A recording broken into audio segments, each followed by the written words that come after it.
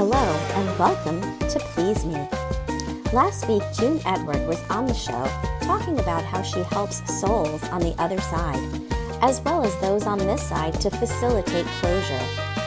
As in all relationships that end, closure is an important part of healing and moving on. This was a fascinating one, so be sure to go back and listen. This podcast is intended for mature audiences. Eve is a licensed physical therapist who is on a mission to destigmatize conversations about sex. In her PT practice, Eve treats conditions related to sexual health. Please unwind, surrender, and bask in the pleasure of Please Me. Hello, and welcome to Please Me, the podcast that aims to destigmatize conversations about sex by turning the sheets into our classroom. Today, I have the honor to welcome a guest named Hoshandra Smith, and I am so excited to talk to her. Hashondra is an author and a speaker, and her first book, Attached, and sequel, Unattached, are about her 20-year journey from teenage pregnancy to discovering the authentic version of herself. She has many accolades, but I will let you discover those on your own because I am really interested in hearing her story. So without further ado, I want to welcome Hoshandra to Please Me. How are you, Hoshandra? Hello, I am great, and I am very excited about being here today. Great conversation that we're going to have on Please Me. Excellent. Thank you so much for joining me. So let's talk about teen sex. And in my opinion, having lost my virginity in my teens, I look back and I think I knew nothing. And I was so uneducated and so unprepared. I would love to know your story. Yes, so in high school, I had my high school sweetheart that I just knew that I was in love with. So we had dated for a while from ninth grade up until on and off up until I would say 12th grade. So during that time, we decided one day that we were going to cross over to actually having sex. And I can remember the day clearly. I remember I was house sitting for someone, and I tell the story in the book as well. I remember that I was house sitting for someone and I invited him over. It's like we knew that this was going to be the day that I lost my virginity. It's like I knew that this is going to be it. I was a virgin. He wasn't at the time. And my virginity was very precious to me. So I didn't want to be the girl who was known for sleeping around. And I was very clear to him about that. I had this idea of love and commitment in my head. So whoever I gave myself to was the person that I wanted to spend the rest of my life with. So he comes over, we're watching movies, and we slipped off in a back room and we literally went into the act. And I can just remember just growing up as really religious, not religious now, but really religious at the time. And I can remember the Bible study lessons and the save yourself and all those things. Your body is the Lord's temple, just playing in my mind. But eventually the act happened. We started having sex and we continued to have sex. I can say that as a teen, the thing that bothered me the most was not understanding what I actually gave up in that moment. So even as an adult looking back, I just have to tell myself, like, you can't rechange the moment. You have to learn from the moment and keep moving forward and just, go with what you've done and teach others the emotional part of losing your virginity. Because I wasn't concerned about the pregnancy. That was drowned out. I wasn't concerned about the STDs. Every STD lesson that I had heard had drowned it out of my head. But the thing that stuck with me the most was the emotional trauma that nobody ever talked about. So when I tell my story about how I lost my virginity, that's one thing that I like to key in on, the emotional side of losing your virginity as a teenager. So you mentioned that you continued having sex with him, meaning your relationship continued, and throughout that time that you were still together, you still were having sexual relations with him. Yes. Okay. The whole time, yes. Gotcha. And I'm assuming, and I mean, I shouldn't assume, were you using protection at the time? So the whole time that we had sex, we never used protection. We didn't start with protection. We didn't end with protection.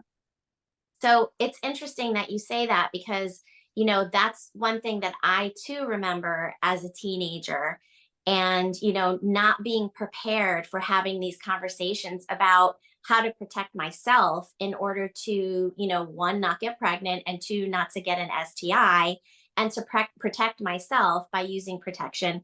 And so I think that we're really failing our youth by not giving them this essential information. And I think that a lot of people do know about condoms, but how many people really have them, in their back pocket just in case, so, and, a lot of times I'll say, it's the man's job to carry condoms. So make sure that you have them. But, as much as the man should always have protection, if he's trying to have sex with you, right? A woman should also always carry protection in the event that she wants to have sex with somebody and there's no protection available. So would you agree with that? I would. And a lot of times when I talk about protection and, using birth control, using condoms, and even going as far as using a female condom, if you know that that's something that you want to do, you need to make sure that you're mentally stable enough to say stop. This is what we need to do. I want to protect myself. But in my personal situation, that was the only person I had ever slept with. And that was the person that I wanted to spend the rest of my life with. So that wasn't the first thought for me. But Right. as we continued to have sex, he had other sexual partners. So that then became an issue for me because now what they're exposed to, my body is exposed to. And that's something that I want teens to understand as well. Just because you are being faithful in a relationship doesn't mean that the other person is being faithful in a relationship. So you can be transferring those fluids throughout having sex. You can, of course, catch an STD, but you're also catching their energy as well. What they're going through is transferring through that person that y'all are sharing, and it's being put into you. And I talk about that in the book as well, those transfers of energy. That is so true. And, a lot of people don't consider that because they're thinking, oh, this, our energy is what I'm most focused on. But you can absolutely, if you're sleeping with somebody without protection, you are essentially sleeping with all of the sexual partners that they've had before you, and if they continue to have. Um, and so you have to really consider that, and really consider, how important your health is, as it relates to sexuality and how you can, if you want to move forward with having, sex with somebody, you really need to consider using protection until you've gotten to the point where one, you can test together, right? To make sure that neither one of you Mhm. have anything that you can pass on to the other, right? If you do, two, having that conversation about whatever that is and whether you're, willing to take the risk, right? And then, three, what would happen if, you do get pregnant? Mhm. That conversation should be had too, because, if you're in a relationship with somebody and you have, committed to them and have decided to be monogamous and not have relations with anybody else, that's one thing, right? Where that you're only having, you know, coupled penetrative sex with that particular partner. However, there is, if you're not committed, right? Then you run the risk of getting, you run the risk of getting a sexually transmitted infection, and like you said, if your partner is sleeping around and you actually know about it, you really should be protecting yourself, for sure. And, if you aren't, you can really get into some trouble. So I would love to know about what you talk about in terms of the emotional baggage as it comes to, teenage pregnancy or teenage sexual experiences. So there's just one thing I want to add before we go Yeah. into the emotional part about Yeah. the STD part. Even Yeah. if you are just sleeping with one person and y'all are just sleeping with each other, there are still infections that you need to make sure that you're aware of, such as UTIs, and that's in men and in women, in both genders. because when you're having sex and if they're ejaculating inside of you, you need to make sure that you are drinking plenty of fluids and, cleaning out your wound, and that you're doing the proper hygiene while you're having sex, because that can knock your pH balance off as a woman. If the semen on your hands during sex, if you're touching your face, it can give you breakouts. So there's a lot of things. Even if you are sleeping with a person, if you're married to them, there's still some things that you need to be cautious about when it comes to just your body in general. I absolutely agree. And, a lot of people don't consider, the trauma, right, of sexual experiences on a person's body. And many times after, coupled penetrative sex, there can be abrasions, there can be, chafing, Yep. you can have minor rips in the skin. And through those openings can enter bacteria, viruses, and also you can irritate your urethra, where your urine comes out, and you can develop a UTI. Or you can change the pH balance of your vaginal canal, and you can develop you know candida, or a yeast infection. and Mhm. and so all of those things, like, people don't think about it. They're like, oh, it's going to feel so wonderful, it's going to bring us closer, it's going to help us to fall in love, or whatever you're thinking to yourself the benefit is going to be. Or they won't leave me, right, because Mhm. I'm doing what they want, which is not the reason to have sex.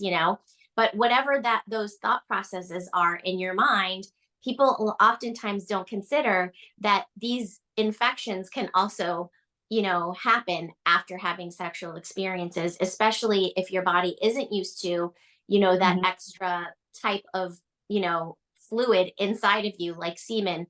And yes, it can absolutely throw off your pH.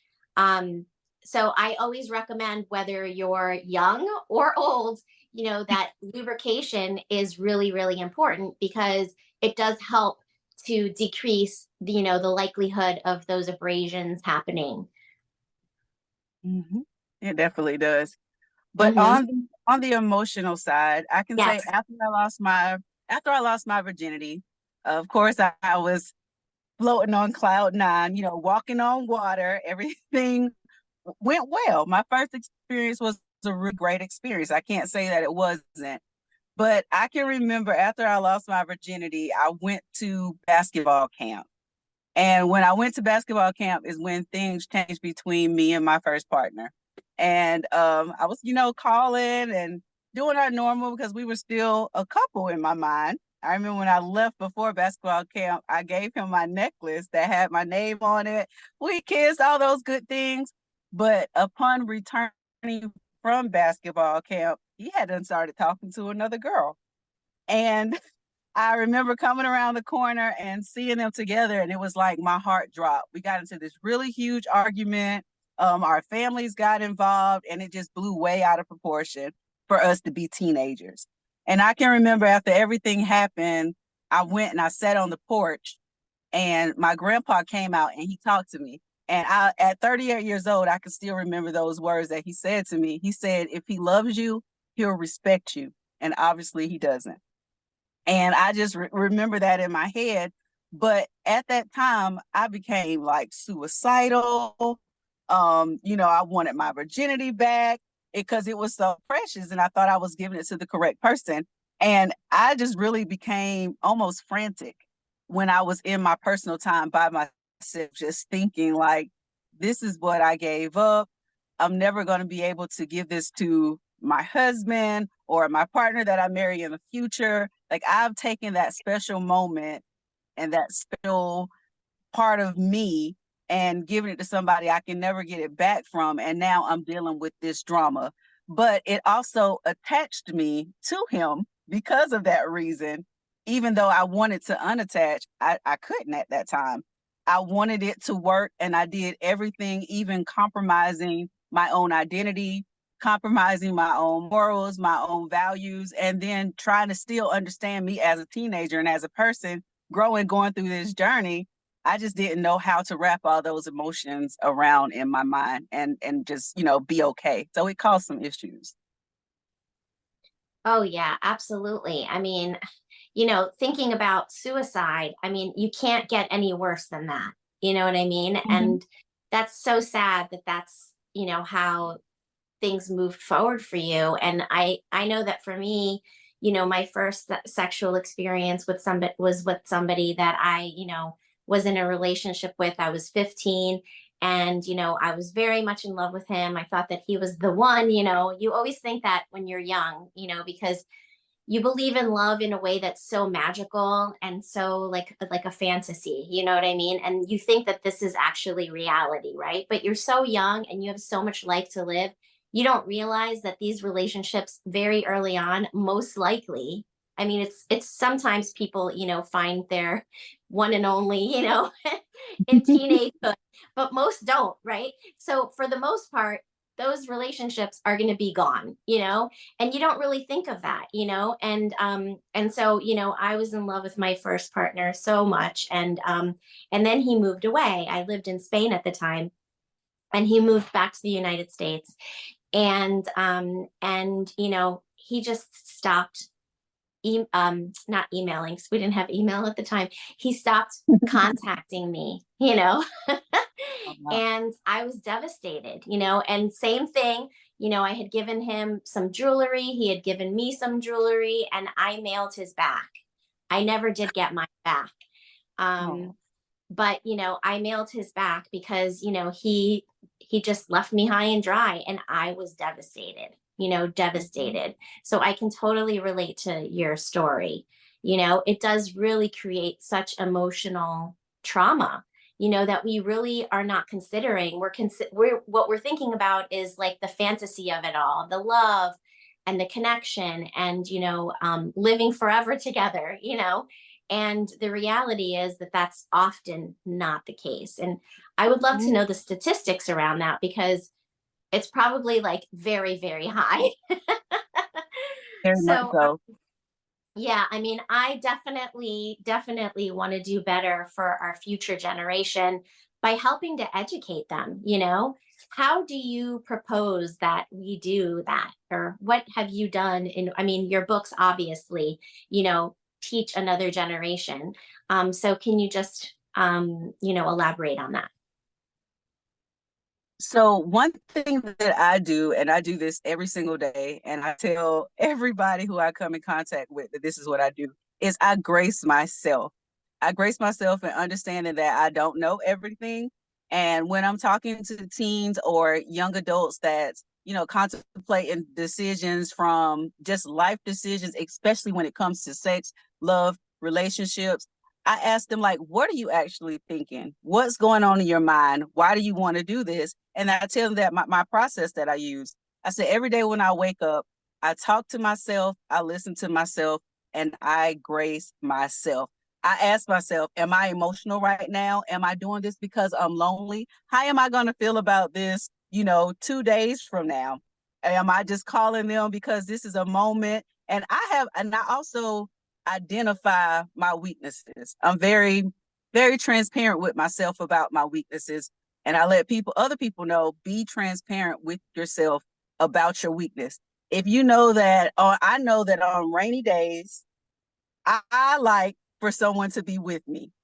I love company on rainy days. And when it comes to sex, rainy days remind me of sex. I don't know why. It's mental, but it reminds me of sex. And I was married for 5 years, and it's like every time that it rained, I got extremely horny and I wanted my husband.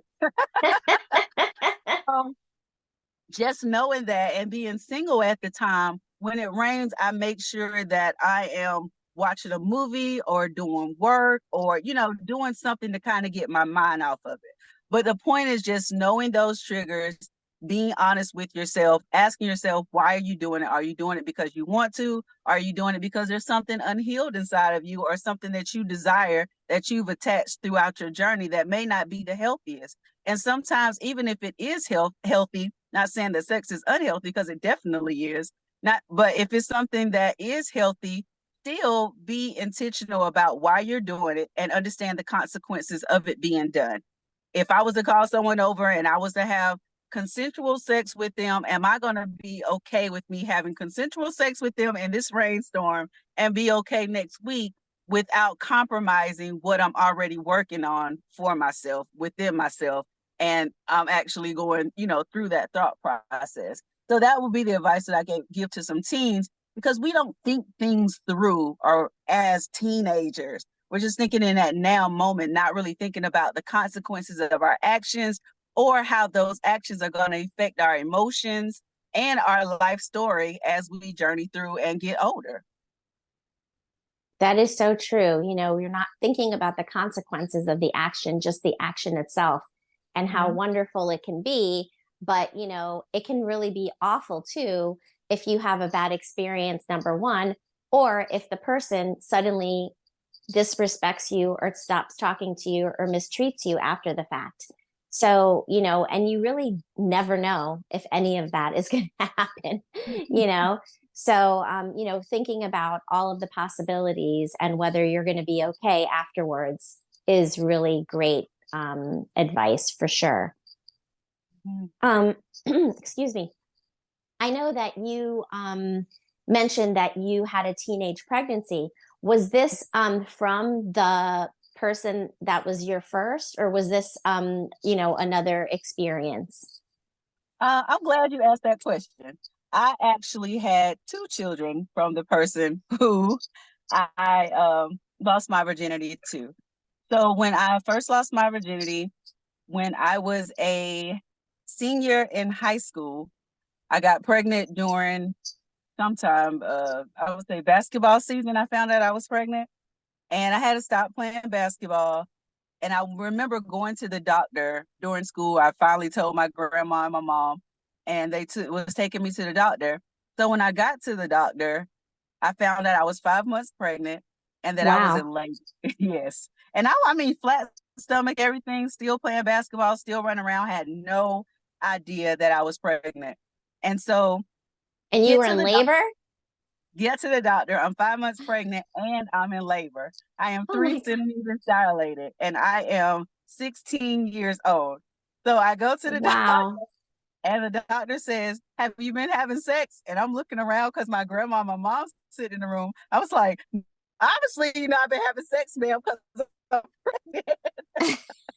So I mean, what kind she of a asked me if question is I that? never slept Hello? with her. Right.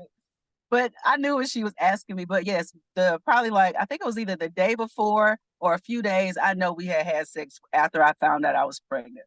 So wound up going about an hour from where I was located. I had to get in a rescue unit, turned upside down. They were trying to save the baby, but he was coming. And I miscarried my son, and his birthday was actually the weekend, January 27th. So this would have been his 21st birthday last weekend. So Wow. yes, after that happened, I was just even more devastated. And on top of that, during our ups and downs, the father of my child had another child that was being born.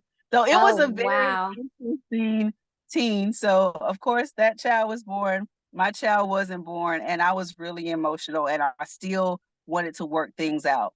So that was the emotional part of being a teen mom that now lost her child and having to see the love of my life be a father to another child that's not mine, that happened through one of our issues or ups and downs. So we continued to date. Went to college, but right before I went to college, I was pregnant again with my daughter, who's now 19.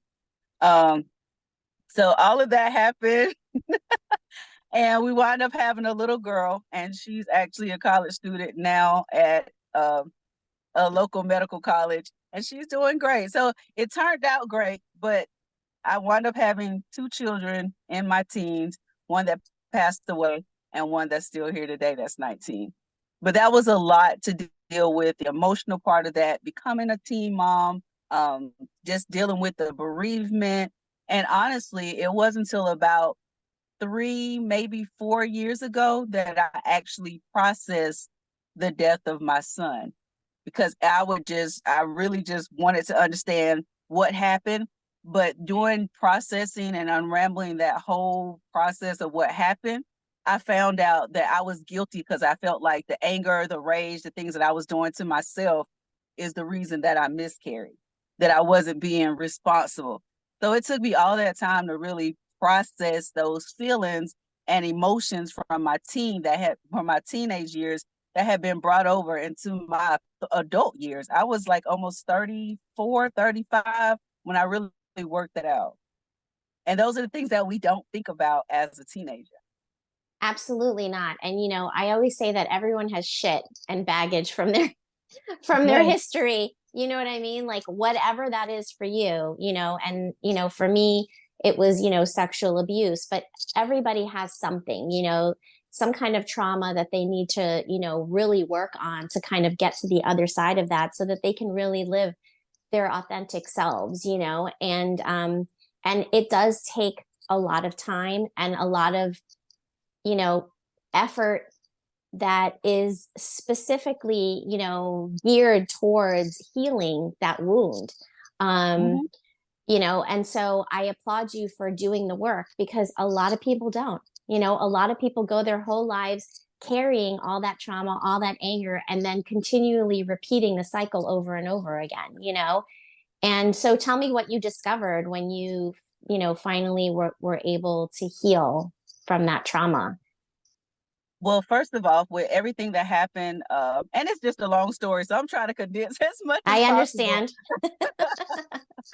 But with all the drama that happened, one of the things that I knew I needed to do was to put control in the hand of the person who I could control, which was myself. Mm-hmm. I had to stop blaming other people. I had to stop looking at the situation as just a loss, but as a lesson, and really just work on Hashondra. And even as an adult or adults have issues working on themselves and relinquishing control. So as a teenager, it's kind of hard to work on yourself and be honest with yourself and just do what you need to do and do that work that needs to be done. So I always tell teens and young adults there's nothing that you can do to control another person. Even when it comes to a baby, a mother can't control a baby crying. The only thing that mother can control is herself.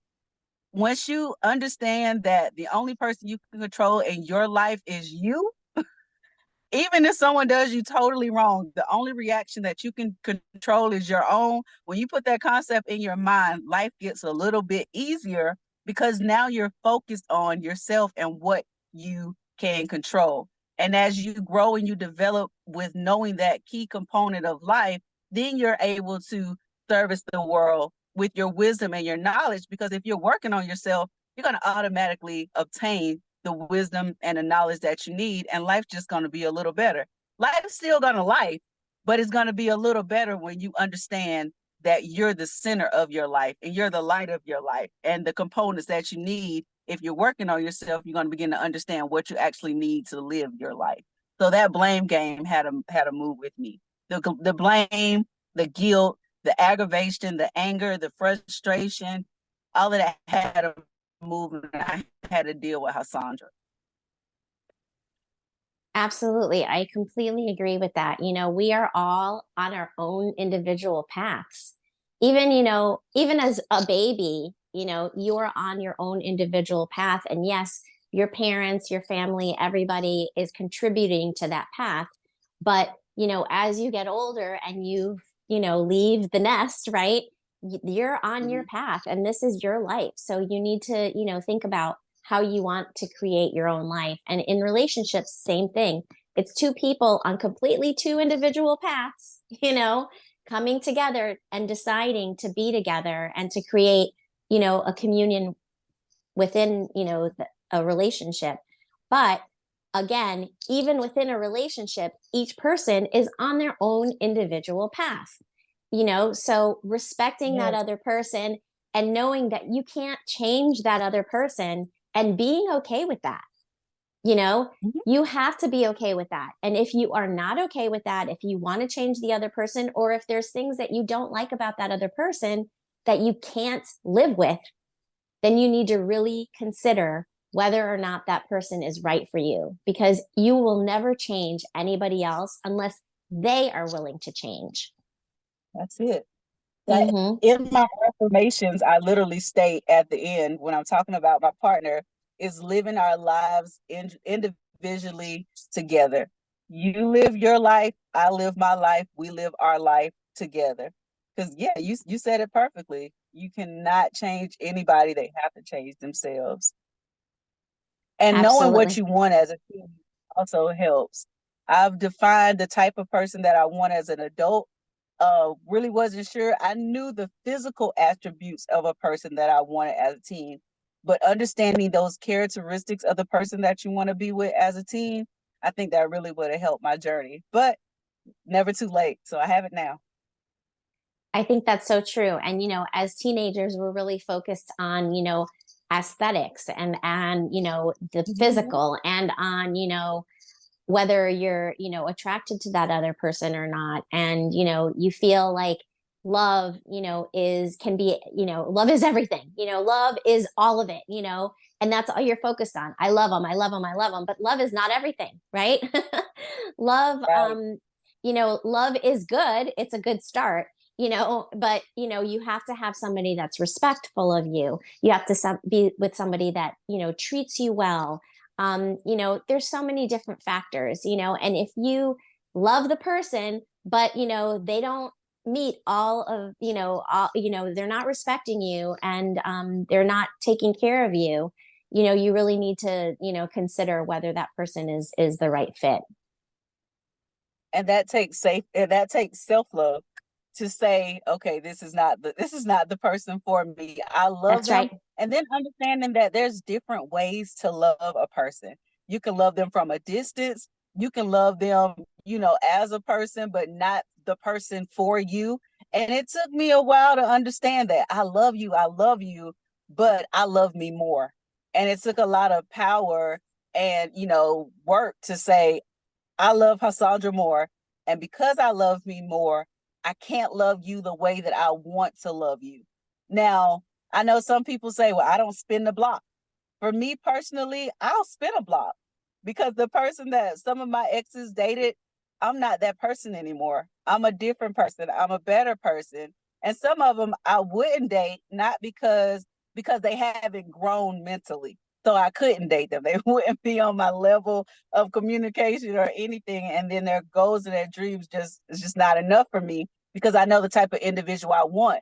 Not to put them down, but to say, you're no longer what I want because you don't line up to the type of individual that I want in my life permanently. So spinning a block is okay for me, but understanding what you want is very important and having that self-love component in play so that you can have that measuring stick to say, to be able to look at, am I loving myself and is this the person that I want? Absolutely. And if you've, gone through any kind of trauma, as a child, that self-love component is often not there, Mm-hmm. and, you feel, sometimes you feel like, you really have no choice, in certain, things that you do actually have a choice for, like, having sex with somebody or saying no to somebody. And so, depending on the trauma that you experience. So, self love is so important. You're absolutely right. And it develops over time and it takes a lot of maturity. It's not something that is like instantaneous, like, okay, um, I accept myself in all my, all the good and bad, the ugly and the beautiful, it's not automatic. You have to really work on yourself to get to the point of really loving yourself. And oftentimes as teenagers, that is not that yet developed. It's not mature, you know? And so maturity is so important. Yes. And there's something that I really like to talk about with Yeah. teens. And one of the things that I like to tell them is there was a point where I would have sex and I didn't want to have sex. So mentally, my mind was telling me no, but my body was telling me yes. And that's where we get into that real fine, uncomfortable conversation about rape. It's like, oh, I feel like I was raped, but I was raped in my mind, even though I was consenting with my body. And that's where those lines get blurred. So I like to tell young women as well as young men, make sure that your mind is lining up with your body before you open your legs. Make sure that you're opening up your thoughts so that you can know what you want. So there's not a question of consent after the fact. That's why we have to make sure that we're mature enough to think things through before we start having sex. And if you're not mature enough to have those real conversations with yourself, 9 times out of 10, you're not mature enough to have sex. You need to wait and take that time to really spend some time with yourself. And these are the conversations that I wish somebody would have had with me in a blunt fashion, not sugarcoating it, not covering it up, saying, okay, girl, you're not mature enough to have sex because you're not even mature enough to have a conversation with yourself. You need to understand yourself, understand who you are, develop your mind before you start opening up your body to things that you're not ready for, not physically or emotionally. I And agree. that's a And, hard topic. That's a very hard topic. I agree. And these are the conversations that teenagers need, to have with, whoever, their parents or counselor or whoever that may be, reading your book, having, being exposed to thinking about all of the consequences that can happen, pregnancy being a very big consequence, right? But Yes. consent is so important. And, oftentimes people feel like, okay, well, I've already had sex with this person one time. So now I really can't say no because now I just have to keep going with the flow. And that is not the case. Every single experience is an opportunity for you to say yes or to say no. And within every single experience, if you are already in the middle of having sex, there is always an opportunity wherever you are in the sexual experience to stop and walk away. If you are uncomfortable, if the person doesn't want to wear a condom and you want them to, if, you're feeling, disrespected or you're not feeling comfortable, you're, whatever that may be, you can always stand up, say, I need to take a break, or put your clothes on and say, this is not for me. I'm out. And I And don't that's think why a I think lot of it's people always know that. They feel like, oh, I'm obligated because I already started it, or, we've been having sex. So anytime he wants it, I need to give it to him. That's not true. You have control of your body. This is our temple. It is our temple, whether we're a virgin, and it is our temple, whether we've had, 50, sexual partners. It is our temple. We have control of that. We consent to who touches us. We consent to, moving forward sexually or not. hmm and that takes power. I think that takes confidence too, because I've spoken with doing one of my workshops. I've spoken with grown women. I'm talking 30 and above who struggle with saying no because they've said yes before. So and I think if it's talked about with teenagers, then it'll be a normal conversation. As normal as it is to talk about teen pregnancy and condoms, it should be as normal to talk about those emotional thoughts in the mind of thinking you have to say yes or putting yourself in those predicaments that's uncomfortable. We have to think those things through and really think. And I've done it in college, putting myself in those uncomfortable situations and then thinking I had to proceed with it. And I was like, no, I don't. I don't have to go here. I don't have to be here. I can leave. I can move, and it's okay. And yeah, this is how we're going to deal with it. Absolutely. It's so true. And I agree with you. I mean, I remember as a teen, feeling kind of like I didn't have a say, right? But, even having conversations, like you said, with, friends that, are in their 30s and, 40s or whatever, and still, they're still making poor choices. It really is, it's maturity. And, you can have, sexual maturity when you're much younger. Sometimes it takes people decades to gain that sexual maturity, but considering all of the aspects of what could possibly happen and all of that is so important, like you said. I'm curious to know, besides, so you said that you were married, it wasn't to the same partner, or was it that was the father of your child, or what, did you marry someone else? I married someone else. Okay, okay. And so as a teen, as a teen being pregnant, what were the struggles that you faced? Whew. Yeah, we need to As a hear them. teen being We pregnant, some of the struggles, yes, the we need to struggles that hear I this because faced this is was, reality, because people don't think about this. They're like, "Oh, it's such a fantasy, to have a little baby. It's so sweet and this and that."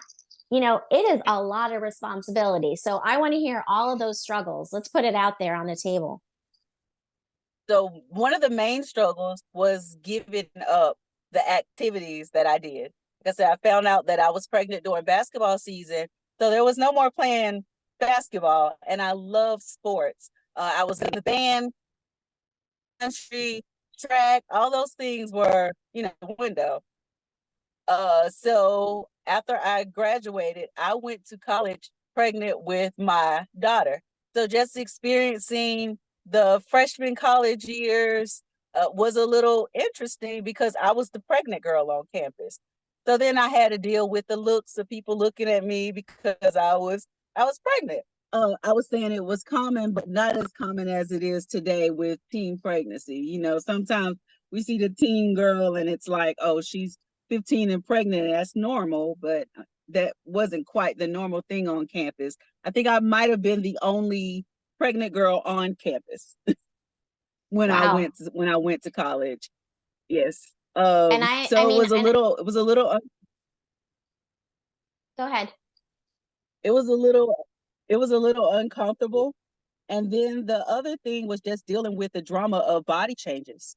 I had no idea. I was 115 pounds when I got pregnant with my daughter. I was 137 pounds the day I delivered, and I delivered her naturally because I wanted to hurry up and get back to college. And I remember ripping, like my body actually ripped because I was so small. So, dealing with the actual labor of it and the late nights with studying. And then when I finally she did get older, around 1 or 2, it was having to leave her with someone so that I could continue to go to college.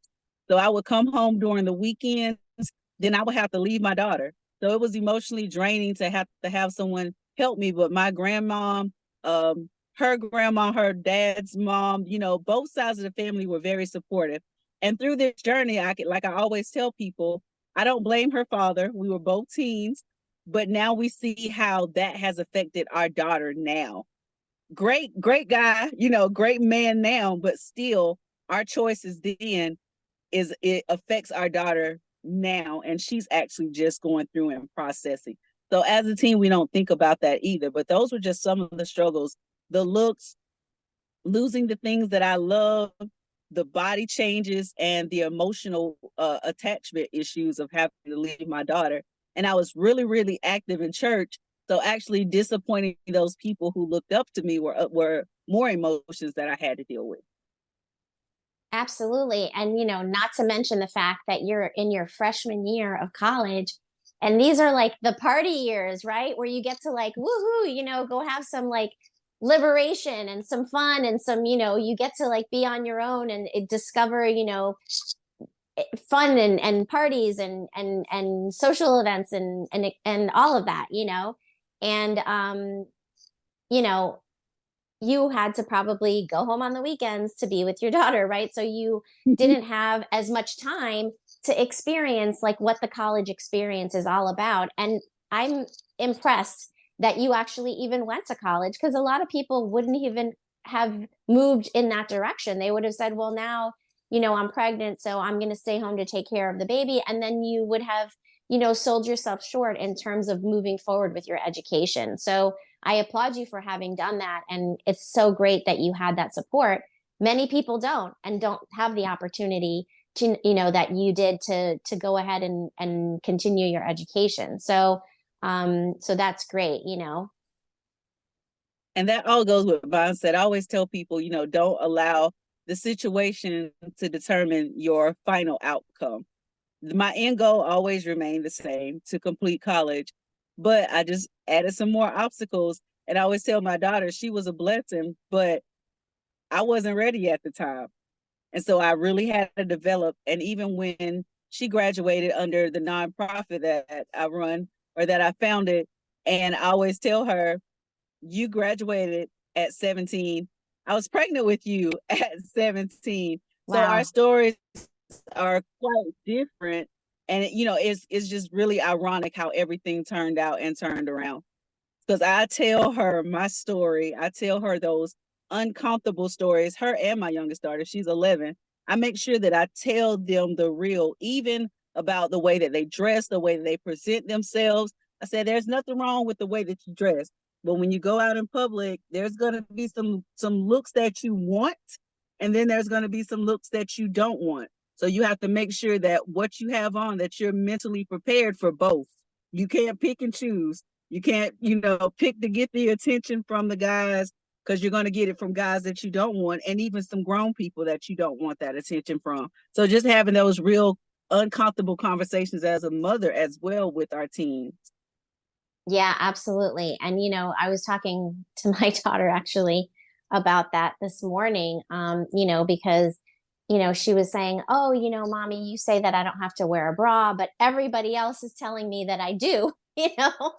And I'm like, you have to consider all of the options, right? You have to consider what you just said, what you're projecting into the world and how people are going to view you, and are you going to be able to be comfortable with those reactions, right? But there's nothing inherently shameful about our bodies. We come into this world nude, right? We come into this world naked, and there's nothing wrong with any parts of our bodies, whether it be our breasts or our nipples or our belly buttons or Mhm. whatever. Our bodies are beautiful no matter what size, and so I personally hate wearing a bra, and I tell my daughter, you can wear one if you want, and you don't have to wear one if you don't want, you know what I mean? But you do have to wear appropriate clothing for the place that you're going. Like, there is a school dress code for a reason, you know um so Yes. you have to consider all of those things too. But yes, I always, I like to say that really there's no shame in our bodies at all. Understanding that we can be free, but there's a time and a place to be free. So just, drilling Abs- that into them. Absolutely. I love that. That's so true. So, um, I am going to jump ahead because we have been talking and talking, talking for almost an hour already. I like to ask this question to all of my podcast guests. And so I hope it's not an uncomfortable question for you. But I would love to know what your favorite sex position is. So my favorite sex position, no tequila, missionary style is my favorite sex position. With tequila, it would have to be straight from the back. Yeah, it depends on tequila, no tequila.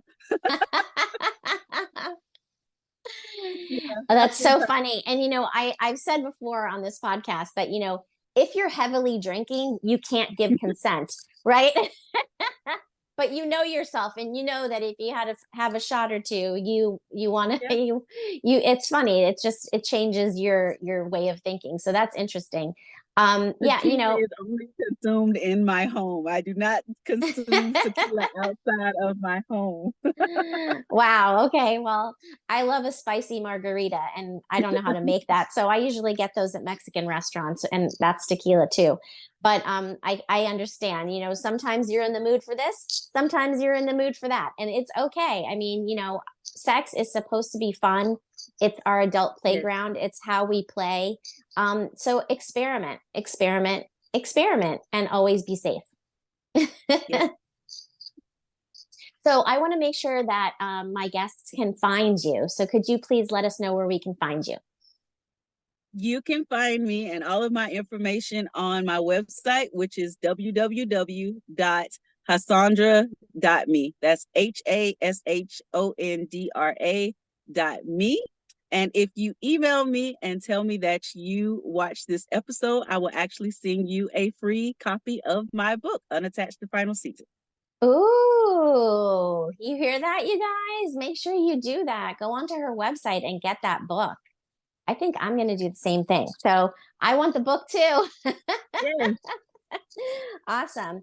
As a licensed physical therapist, I treat conditions such as sexual dysfunction, like erectile dysfunction, decreased vaginal sensitivity and dryness, incontinence, and other sexual health issues. So if that's you, please reach out to me on pleaseme.online and let's set up a consultation or an appointment. I also do health coaching and I would love to help you along your health journey. If you're interested in experimenting in the modern lifestyle, go to stc.com and use code 37340 for a free trial membership. So it's a great website for lots of different things. They have tons of education about modern relationships, and it's a fun place to meet other people who are open-minded. So feel free to use my code, again, 37340, to have a free trial membership. Thank you so much, Hoshandra, for joining me today on Please Me. It has been such a pleasure to meet you, and I am so excited to read that book. Thank you for having me. I appreciate it. You're welcome. Until next time.